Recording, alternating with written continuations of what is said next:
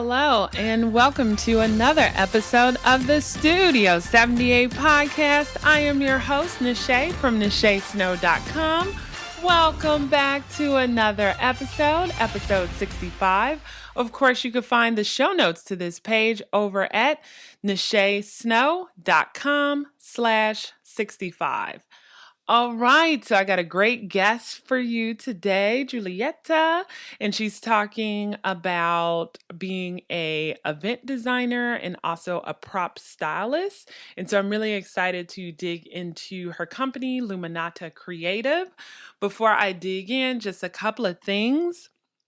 Some of you guys may not know, but I had a family member, my nephew, pass away a couple of weeks ago because he was murdered in Chicago. And so I wrote an article on how we could stop the violence in Chicago. So if you go to the short link, NacheSnow.com/Chicago, it'll take you to that article, and it just kind of lists out a few things that I think, based on some research, that might help. A lot of people have commented back with some great ideas too, so I'll probably respond to my own article with other ideas that people have come up with to stop the violence there. So that is really near and dear to my heart because it was unexpected and just really heartbreaking because he was 16.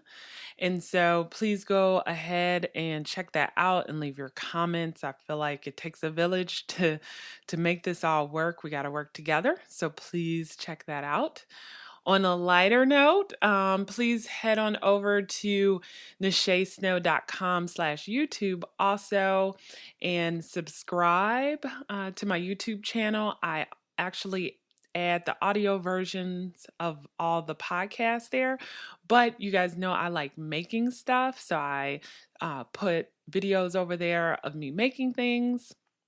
And then anytime there's a topic that I like to talk about or on finding your passion or branding or whatever, I put those videos over there too. So be sure to subscribe just to make sure you don't miss out. And I recently did a video on how to make moss, a moss letter. And so not for everybody, but for those of you guys who are crafters like me, I have stuff like that over the, excuse me. I have videos like that over there.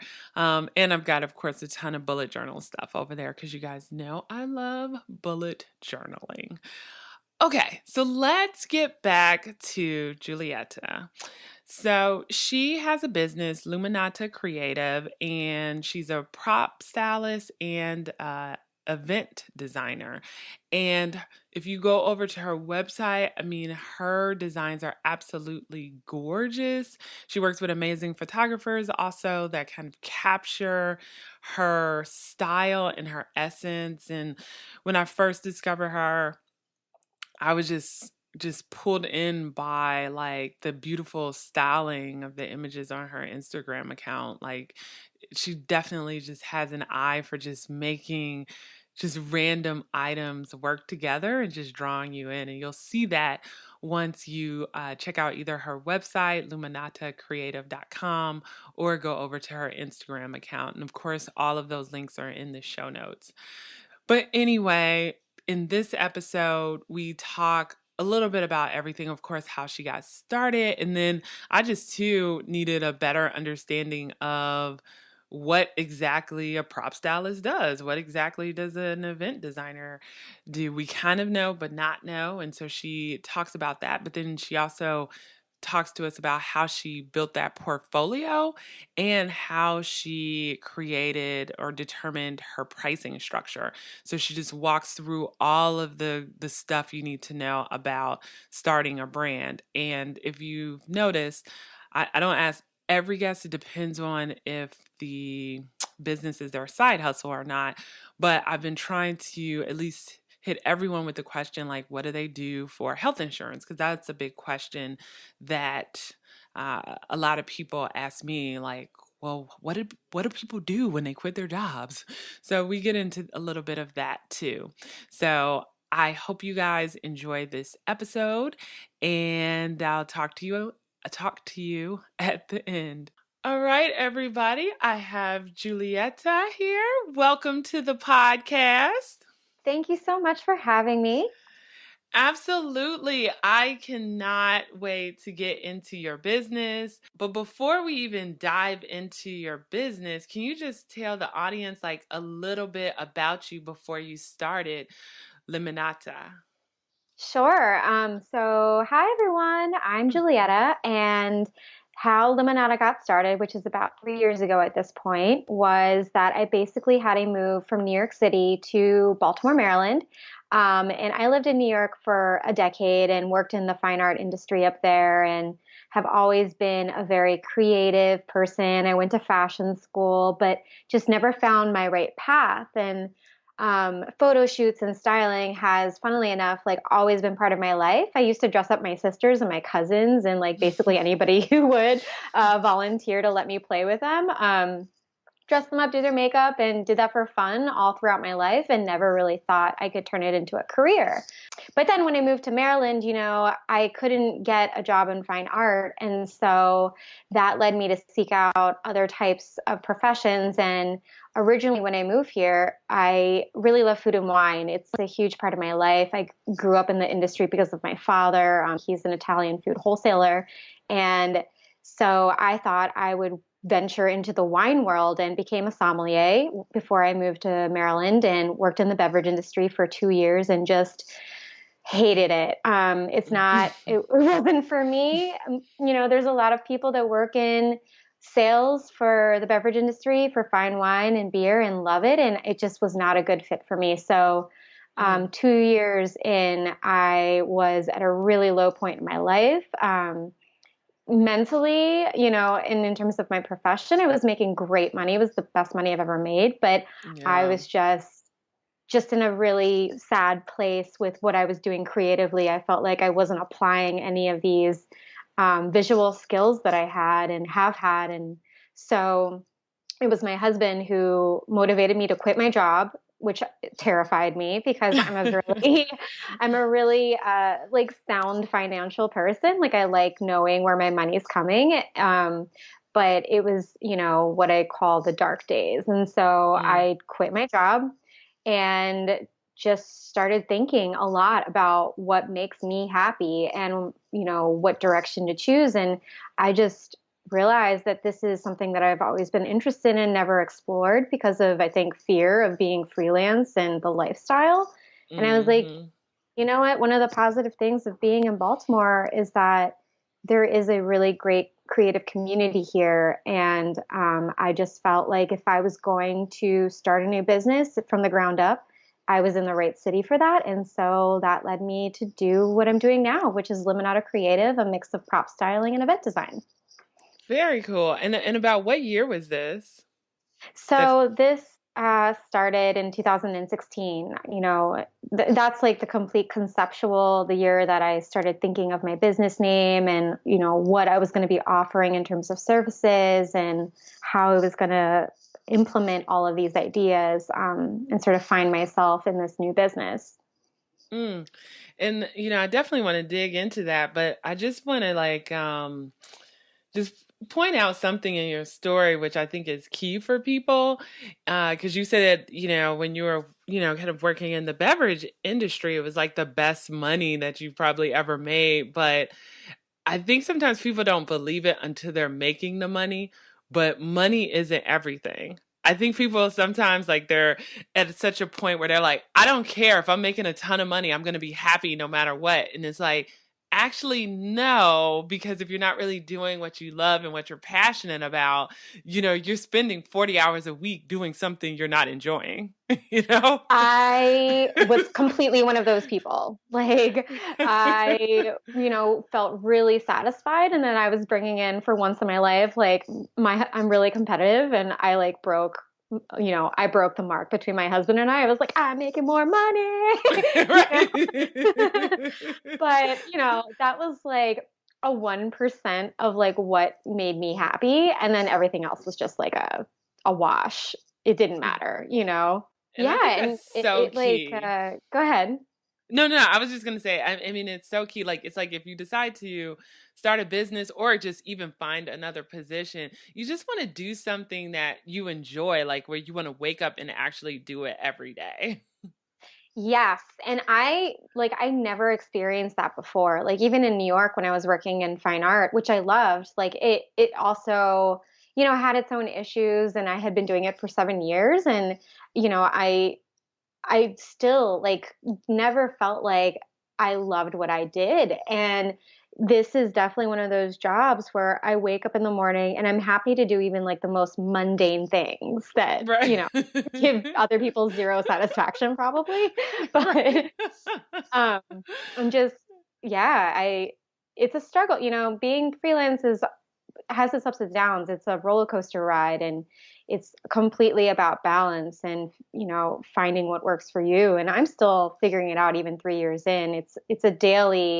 Uh, it's a daily educational like whirlwind. But I'd rather be doing this than making my really nice high income job. Surprisingly. Yeah. And so, how did you, so, after your husband, and which is amazing, like you have the support of your husband and you're like, okay, I'm going to do my own thing. So, what did that year look like? Because I think a lot of people are in, your same shoes, but they're like, I'm not sure exactly what the business should be about. And even once they discover what it should be, they're like, oh my God, where do I even start? It's really overwhelming. And my mom, I was really raised with the mantra sort of, take it one day at a time. And because I am a really just like practical person, I'm a goal setter and I do things step by step. I and my husband also works in branding. And so I think even Mm, having him being a part of my life and learning through his work, what is a brand? Who am I as a brand? I wanted to have that all together as a package before I, started offering my services. So the very first thing I did was brainstorm my name, my business name, which is Limonata Creative Consulting. And I liked Limonata because it's means lemonade in Italian, and which I am. My father's from Italy, and my name's really complicated as a result. um, and I love the whole, if life gives you lemons, you make lemonade. And I thought mm. my little spin on that would be to turn it into an Italian word, which is limonata. So, and from there, I'm a really artistic person. I drew my logo, I drew my brand, and I just, started creating my website, which had zero images. Mm. I didn't come from this background, so I didn't have any styling images or portfolio or anything. And Oh um, yeah. it took a lot of work, but I just, Baltimore is really small, and the photography industry here is really small, and so I bumped into one photographer who ended up becoming a friend, and we collaborated, and I got my first round of food photos, and that led to bumping into another photographer and trying it out. It was a lot of working for free just for building my portfolio. But Mm. it was that original set of like, keep working, keep working, keep working, keep trying, build a little bit of a gallery, and which led me to, now having a couple editorial publications, and shoots under my belt, which I'm happy about, but it took a lot of blood, sweat, and tears. Don't get me wrong. Right, right. And then with a couple of questions based on that. Well, one is, how did you know, like, okay, like prop styling, like photography, like that was the thing? I didn't. Okay. I think that, that's a good question. And I think honestly, when I really think hard about it, a lot of my friends in New York City were artists, either artists in, the art gallery sense for their painters or, making fine art, or they're really good commercial photographers. My husband went to RIT in Rochester, New York, which is a Mm. huge photography school because Kodak was based there, is based there. I'm not sure which one anymore, Mm. but um, Yeah. so he was really the one that introduced me to this whole group of photographers. And once I started learning more about it and, understanding what these people do on a day-to-day basis and, knowing my history of always playing dress up and dressing up my relatives and doing my own little sporadic photo shoots when I was in high school, middle school, college, it made me realize like, whoa, there's actually people out there that do what I do professionally. Mm-hmm. I met a couple stylists in New York and still, even as a stylist right now, I didn't fully understand what that meant, that you could make a Yeah. job out of this. Right.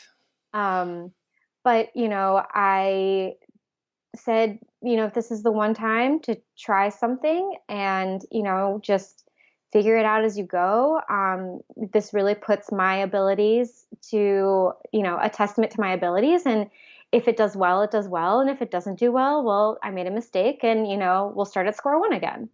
Yeah, hey, all you could do is try, right? I mean, that's what I tell people. It's like you got to at least give it a try, and then some things will work and some things won't work, and you just keep on trying, and eventually it just works itself out.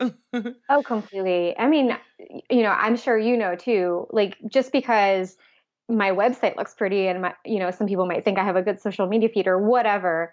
I make mistakes just like everybody else and Right. bad ones, not the pretty ones, the kinds that, you bury your head in your pillow and you cry for hours because you feel like you just don't, you're inadequate or whatever. And, It's like, what like, have I done? But oh yeah, it always works itself out. Yeah. it does. I mean, honestly, if it's only from those huge mistakes where you grow so much faster because you realize I'm not doing that again to myself, like Mm-hmm. not going there. Um, but that's really all of it in a nutshell. And then Yeah. I was curious too because, I think you kind of hit on it. It's like paying your dues, like in order to build like a good portfolio. Because like your website is absolutely gorgeous, your photos are gorgeous, but of course you need customers, clients, like things to take, photos of in order to build that portfolio. So I thought it was interesting that you said initially you did, a lot for free just to get that practice in, just to build this amazing portfolio. And I'm curious, like, how long did you do it before you're like, okay, you know what? I think I have enough to like show people a good, good amount of work. I'm going to now start charging. Oh, that is a complicated question. That is something that's very hard. I mean, for all of us creatives, is to know what your pricing should be, especially when you're first starting Yeah. out.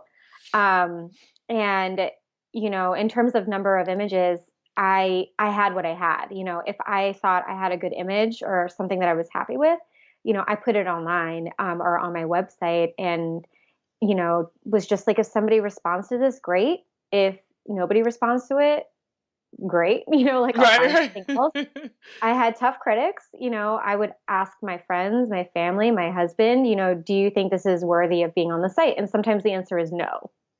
Just because you Mm-hmm. took a photo or did a project with somebody, it's not necessarily something you should have on your website, and Mm-hmm.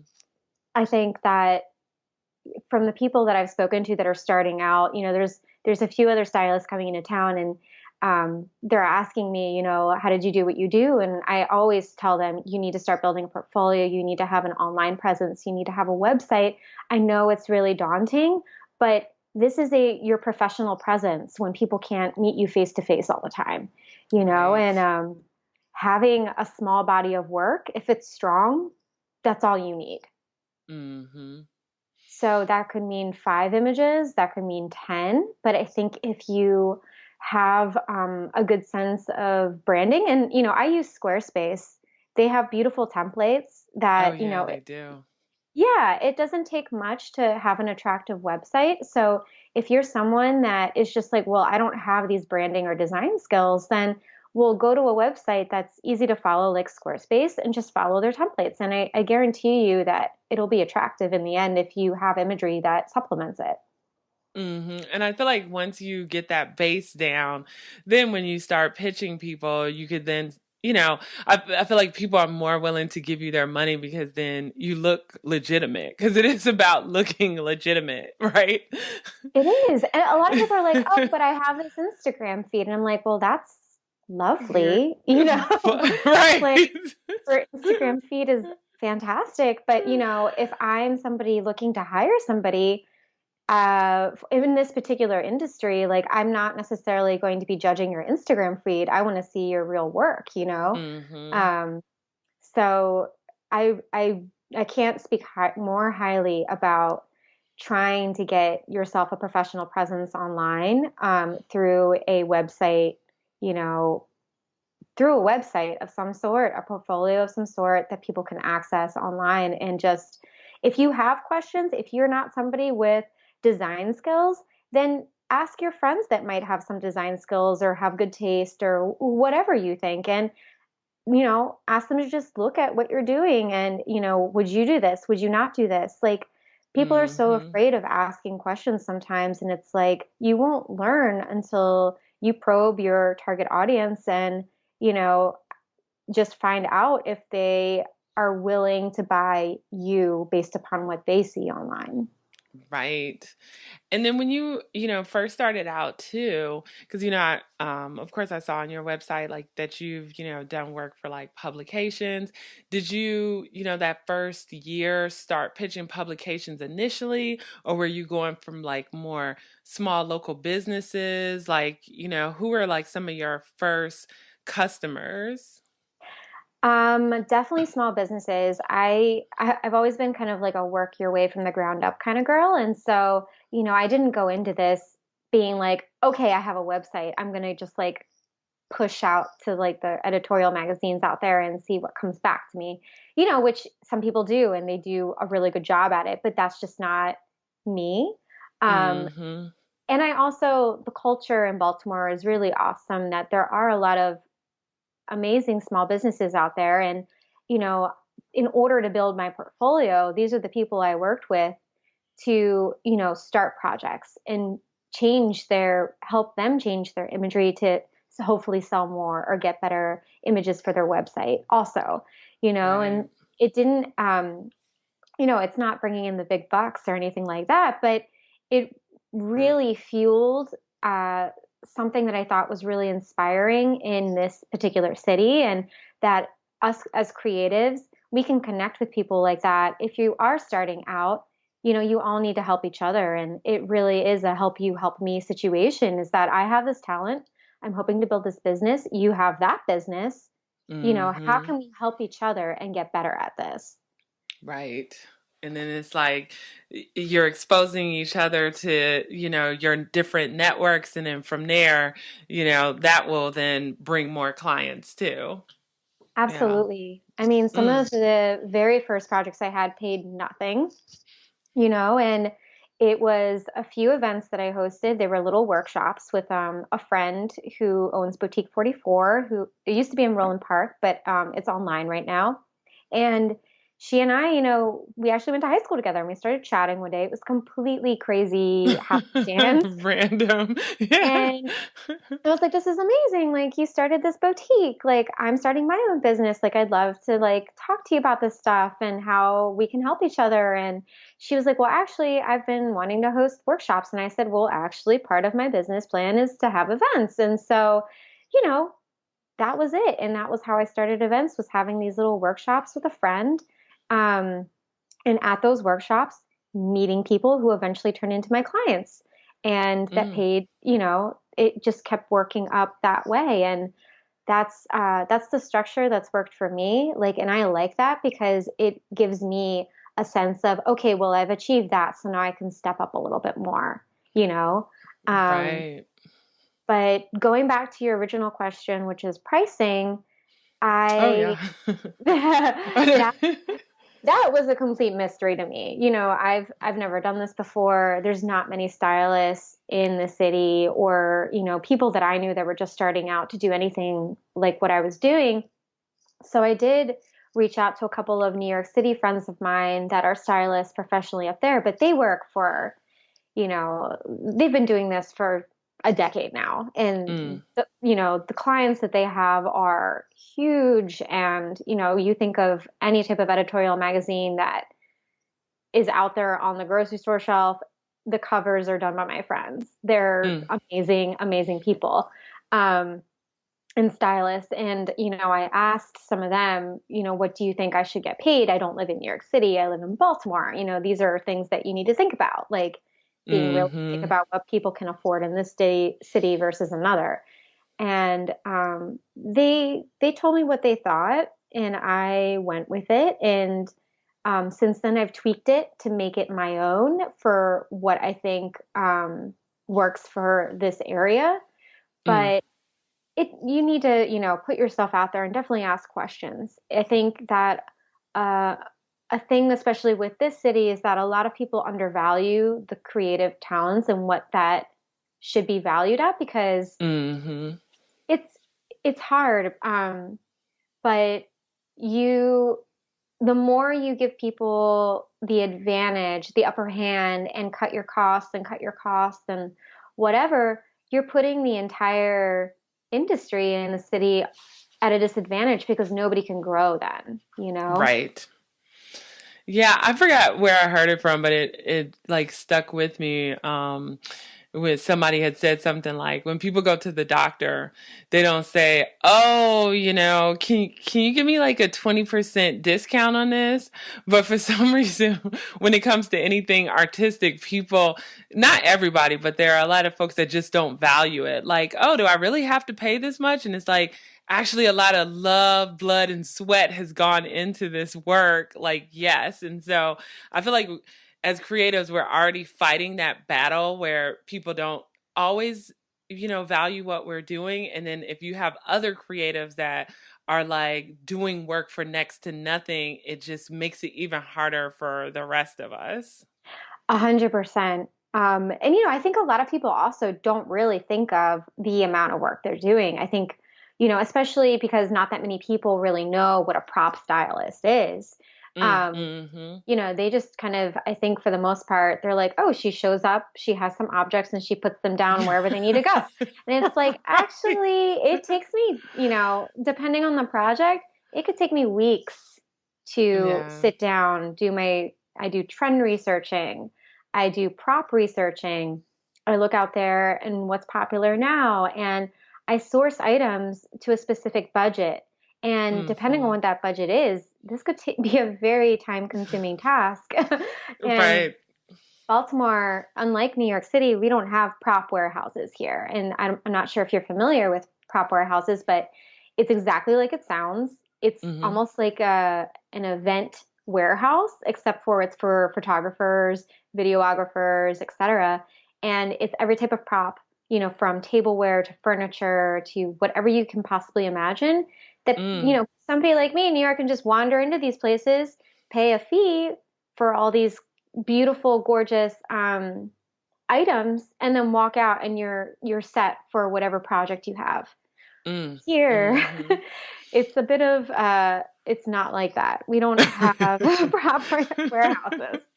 So, if it's a huge shoot, I'll be running around for days trying to get the right Yeah. things or being online for a lot of hours trying to order the right things.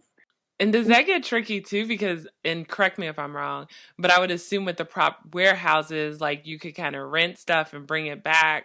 Whereas since we don't, do you then have to like buy stuff? So you have to like go to maybe thrift stores and things like that. So you're out of more money, or does it work differently? Yes, I am a huge thrifter. Huge. um, I joke with my friends who hate me for saying this, but I shop for a living. Like, honestly, I kind of do. And I don't do it just like willy-nilly, like, oh, I like this, I'm going to buy it today. I mean, sometimes that happens, but for the most part, I shop with a direction of a job. Like, I don't just go and buy every cute thing I see. Right, right. Um, but yeah, I don't actually dig into my pocket. I do charge my clients for the props I purchase for the most part. The only time I don't charge is when I think that whatever I have purchased is meaningful to me in growing my business and that it's something that I can use over and over and over again, I will keep those things. Whereas sometimes the client will keep what I purchase for them for the particular project. Yeah. Well, that's cool because since you've like picked out something special for them to kind of go with whatever event, then they're probably loving it anyway, right? Because they can now use it over and over and it'll kind of like remind them of like that day, the day of the event or the photo shoot or whatever it might have been. Yeah. Sometimes, or they're just like, I'm going to resell this. And I'm like, hey, you bought it. You You can do do whatever it. you want with it. You can do whatever you want with it. As long as, I'm not digging myself into a deep hole from buying these things, I'm okay with that. Right, right. And then too, I think, when it comes to like pricing and working with people too, people are struggle with like contracts. Like how did you kind of figure that whole piece out? Oh, that's interesting question. I came from, I think, with my art background, my fine art background, it's a very contractual, heavy contract situation when you're working in fine art galleries in New York City because it's a lot of money that, you know, can take place with sales and Hmm. stuff. So I came from that background and applied a lot of what I learned in the fine art industry to my own business. But then I also realized that I was doing something that wasn't outright. I'm not an art gallery, obviously. So I had to change things and fine tune them to what I'm doing. And I honestly Googled for days. Right. you know, Event planner contracts, stylist contracts, and there's really not a ton of information out there, but there's Mm. some. You have to dig for it, but I did a lot of research, and my contracts with my clients are annoyingly large. But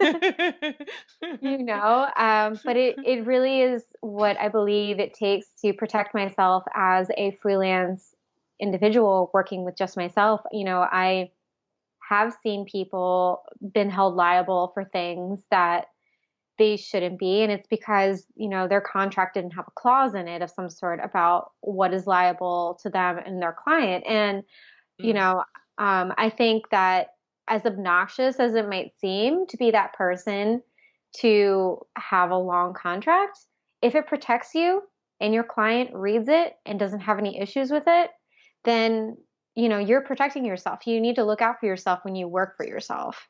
Hmm. Oh, that's a So, great point. And then another question that comes up too, but I'm assuming, but I don't want to assume, but you might have been covered because of your husband, is a lot of people kind of freak out when they go like full-time entrepreneur because they don't have insurance anymore, health uh, insurance. yeah, it's not fun. But you know what? To be honest, these days it's not fun for anybody. Right, So, right.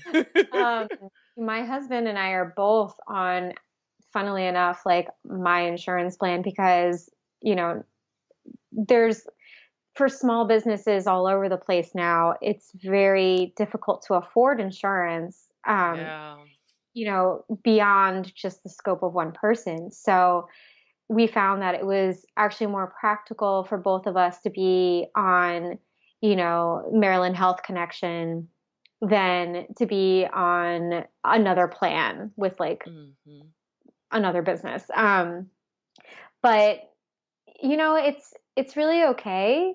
It's a little scary having to pay for your own health insurance. It's not cheap. I'm not gonna lie, I wish somebody else was paying for it for sure. Right, right. But you can make it work. And if I'm really big about foreseeing into the next month and what my expenses are monthly and pre-planning and knowing like this is the income I need to bring in every single month. How do we make this happen? And sometimes to make it happen, you know, you're doing the best that you can do. And when you're still growing and you see Hmm. pockets that you need to fill in order to pay for things like insurance, which you can't get out of, you Right, know, right. you're going to make it work. Like you're going to find a job because you have Hmm. to. Right. And that kind of, I guess, I would assume like plays into the pricing too, right? It's like when you're trying to figure out your pricing, you're like, I got to think about not only like the time and the materials and all of that, but it's just like to cover me as an employee because you are like an employee for your company. So you're like, I got to cover, you know, health insurance and whatever else. So that kind of plays into the pricing a little bit too. Absolutely. Like when you're thinking of your hourly rate, if you charge hourly, or like your package rate, if you charge packages, you have to, as a freelancer, amplify that enough that it makes sense to cover those costs. If you don't, you're gonna run out of money fast. Right, right, right. Oh, it's tough. It's tough love, and your client, you'll have clients that look at your numbers and your invoices and be like, "Excuse me?" And I was like, But if hey, you're yeah. if you're a good communicator from the get-go and you communicate with your client, look, this is what it costs for me to do, pre-production. This is what it costs for me to be there on the day of. This is what it costs for me to do post-production. Um, and really, I've really watched a lot of. Also, I should mention, I've listened to podcasts. I've looked at online classes and just learned what other people are doing out there that works for them. And a lot of it is just pricing yourself well, like figuring out the right number hourly that you are worth that covers all Mhm. your expenses or as much as possible. Because if you are charging too little, there's no way you can sustain yourself. Right. Yeah, I agree 100%. Mm. And as we wrap up here too, we've talked about the prop styling, which has been amazing, but I want to make sure you just talk a little bit about like your event design. We touched on it a little bit, but I think that goes into diversifying your income, right? Like you have multiple things. And so can you talk a little bit about like how you built event design into your business and what that looks like? Sure. So event design is definitely the supplementary aspect of my business. I consider myself first and foremost a prop stylist, but I do love entertaining. I grew up in a large family. I'm the oldest of two girls and a boy, and we are a big Italian family. So, all for every holiday, we always had family coming over and friends coming over, and we make a big deal of our food displays and just, opening our home and hearts to whoever comes through. And it's Mm, always been a pleasure of mine to do that with people and other events, out there and helping people with that. Even through the fine art gallery business, when you have openings, I loved having art gallery openings and making it special and going to, dinners and being part of that process. So, um, I decided to keep event design as another item that I offer, and it does help diversify my time in a lot of ways. I don't do very many in a year. mm, Um, I do keep it pretty limited. I only do like 3 or 4 events a year, but I also make sure that these events are something that means something to me as a person. I wouldn't recommend that for everybody. It's just that something that's important to me is that I have to relate to the just like what is happening. I'm not really I have done a couple weddings in the past, and I've realized that I don't actually get as much gratification out of weddings because it wasn't helping the Baltimore community. And so mm.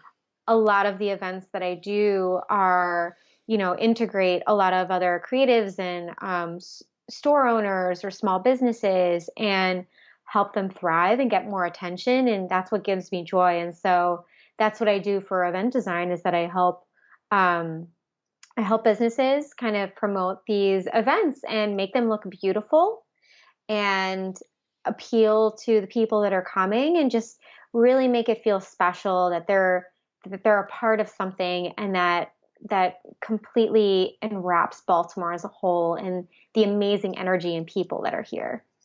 Yeah, I mean, no, I when I initially went to your site and I saw the different events, I'm like, oh my God, they're beautiful. It's like a wedding, but not, like it's because you Exactly. have all the cool stuff, the cakes, where appropriate, and everything is just the details for all the events that you've put together are like really, really beautiful.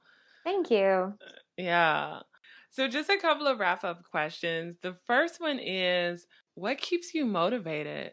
Being in the city really keeps me motivated.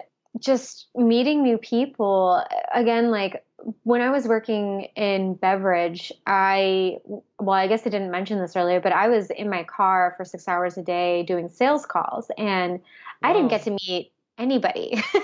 Yeah, that's whoa. Yeah, I met my clients at the time, but they were very brief. Like, you run in, you give your order, or you take your order, you do some counting of bottles or whatever, and then you run back out. And so I didn't have the ability to connect with anyone in the city for 2 years. And, you know, now having my job, I put myself out there. I was never a person that connected with people on Instagram or social media, but I started doing it. And through that process and actually meeting somebody for coffee that you thought would never meet with you, or, Hmm. you know, asking someone, that's one thing that I hear a lot from people is that I don't think that person's going to meet me for coffee. They seem like this, they seem like that. And it's like, well, just try. Right. Because you'd be surprised how many people say yes. And that's what keeps me motivated is meeting and learning and just like the incredible energy here. It just inspires me to do better, do more, and like lift more people along with me. And if Hmm. I can, and it's been a pleasure. It's an honor to be around this community. Yeah. Wow. I mean, because I always tell people, especially when trying to network with people, you know, all you can do is ask, and the worst that someone can say is no. And if they say no, it's not the end of the world, but at least you tried, and you got a 50-50 chance that they might say yes, and you could then have an amazing conversation with somebody who will inspire you to do your best work or start a business or whatever it might be. It's just don't be too Absolutely. afraid. Yeah. It's scary. Don't get me wrong. It's really, really scary. But people have said no to me. People have definitely been like, no, I don't think so, or just not respond or what have you. And you have to move on and get over it. Like it's okay. Right, um, exactly. What's one thing you can't live without? these days, definitely my car. I hate saying that as like a native New York City person who relied on public transportation all the time. Right. But I have to tell you though, as a prop stylist or somebody that's constantly lugging things around, Oh, I would die yeah. without my car. I couldn't do my job without my car at all. And even when I'm interviewing people to assist, which I do frequently, I need them to have a car. It's something about my job that is very, very important.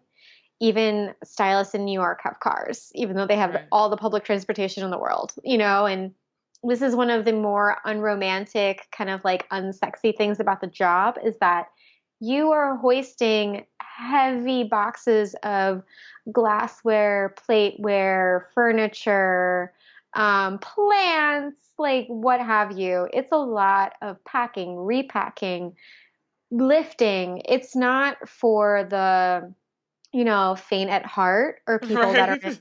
that are in relatively bad health. Like you need to be fit and you need to have a vehicle. So, yeah. This is the real deal. It's so funny. I was listening to this podcast earlier, and this lady was talking about how she saw the wedding planner, and when she was like in her 20s, and she was like, "Oh my God," she was like, "This is what I want to be," and she, uh, did business in college. She studied business in college, and then she did a internship with a wedding planner, and then she was like, "Ooh, no, I don't think this is what I want to do." She was like, Jennifer Lopez didn't tell me about the ugly side of wedding planning because I Oh, think so much. Yeah. But I think Mhm. it's just like prop styling, right? Because even when I look at your photos, I'm like, oh my God, that's so amazing. It seemed like it would be so fun all the time. But of course, yeah, you don't see the other part where you're like, there at a set maybe for hours and you have to get to a place early in the morning and you're lugging boxes and right there's that other side that you have to be okay with too. Yeah, super unsexy. But, not a lot of people know this, but like on job days, on set days, on whatever days, I sit down for probably 15 minutes Mm, in an 8+ hour period. And then still like yeah. shovel down some lunch and keep going. Wow. Yeah. But So it's like you love what you're doing, so it's love amazing. it. But it is yeah, It's exhausting. I mean, don't get me yeah, wrong, when I get home from a really long day, I hit the hay like like no other, and it's just like it's grueling, and people don't think about that. It's a yeah. lot of standing on your feet, and same with photographers. People are like, "Oh, photographers, it's so luxurious. They're looking at these vistas, whatever." It's like Right. they're on their feet. They're working. Like you're not sitting down at all. Right. For hours. Yeah. Mhm. So, mm. And then can you just tell the listeners where to find you, your website, any social media accounts, anything you want them to know about? Sure. So my website is www.limonatacreative.com. And in case you're not Italian, which most people are, Limonata is Limonata creative.com. And then my handle on Instagram is Limonata Creative as well. I do have a Facebook account, but if I'm going to be real with you all, I don't really frequent it. So I do recommend following me on Instagram if you're going to do a social thing. And that's about it. Perfect. Oh my goodness. Thank you so much for coming on to the podcast and sharing your story. It was awesome. Thank you so much for having me. All right, guys. Well, that is a wrap. I hope you all found this episode to be useful. Please let me know online, like respond on Facebook or Twitter or Instagram, whatever your jam is. The show notes for this page is over at nachesnow.com/65. And you'll find all the links she mentioned from Squarespace to Boutique 44 to Maryland Health Connection. And you will also find links to her website, Instagram, Facebook, LinkedIn, Pinterest, everything over there. All right. And just two quick takeaways. One, if you are starting out, working for free is gold because not only do you get to build really good portfolio pieces, but you get to build a network of people that will then vouch for you and that you could use as references when you do decide to start charging for your work. And then the second thing I just wanted to mention is pricing is so key. Do not be afraid to charge what you're worth and really think about what all of your expenses are and make sure that you charge what you need to charge in order to survive, especially if you are going to need to live off of this, eat, pay your rent, mortgage, whatever it is, you know, is if you're offering a quality product and you can justify the prices, people will pay. But remember, you need to survive. So don't undersell yourself. Okay. Well, folks, that is a wrap for this week. Thank you again for listening. I really appreciate it. If you head on over to nachesnow.com/iTunes and rate me 5 stars on iTunes, that would be much appreciated. If you're listening to this on YouTube, please go ahead and hit that thumbs up. And also, wherever you're listening to this, if you subscribe, that's great. And sharing is caring, my friends. All right. Thanks again. And of course, I will have another awesome guest next week. You just wait. Take care. Bye.